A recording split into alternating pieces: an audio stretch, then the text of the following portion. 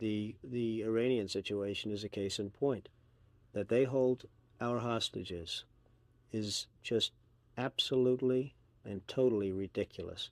That this country sits back and allows a country such as Iran to hold our hostages, to my way of thinking, is a horror. And I don't think they'd do it with other countries. I honestly don't think they'd do it with other countries. Obviously, you're advocating that we should have gone in there with troops, etc., and brought our boys out. I absolutely feel that, yes. I don't think there's any question, and there's no question in my mind.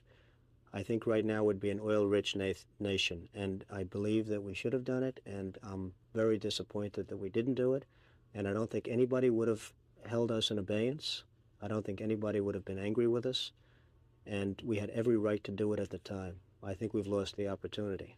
Donald, would you have wanted to be one of those men to have gone to Iran, and taken those fellows out? No, I wouldn't have wanted to be, but I would have done it. Would you? Absolutely.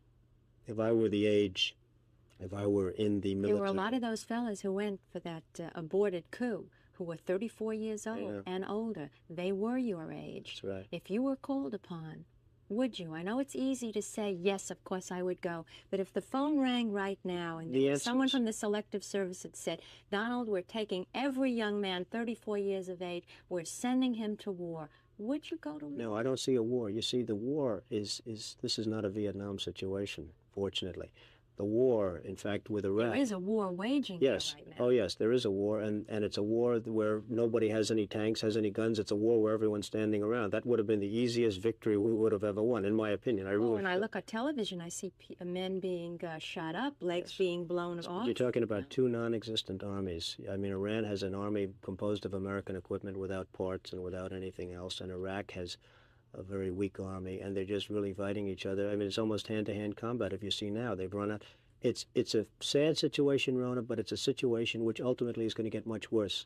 That little sparkle of war, that little sparkle is going to lead, in my opinion, to a much, much greater conflict, and I think that's very unfortunate. And I think a lot of it has to do with this country and the fact that this country is not more involved in terms of setting policy in that area. Do you think perhaps that the oil industry is responsible for this, as the late Shah once implied? Well, I wouldn't want to criticize the oil industry because I wouldn't know enough about it, but I can tell you that I think this country is responsible for that war by its own weaknesses. I don't think you'd have this war if they, again using the other word, if we were respected, properly respected as a country and as a people and as a nation. I don't think that you would have the war going on right now between Iran and Iraq.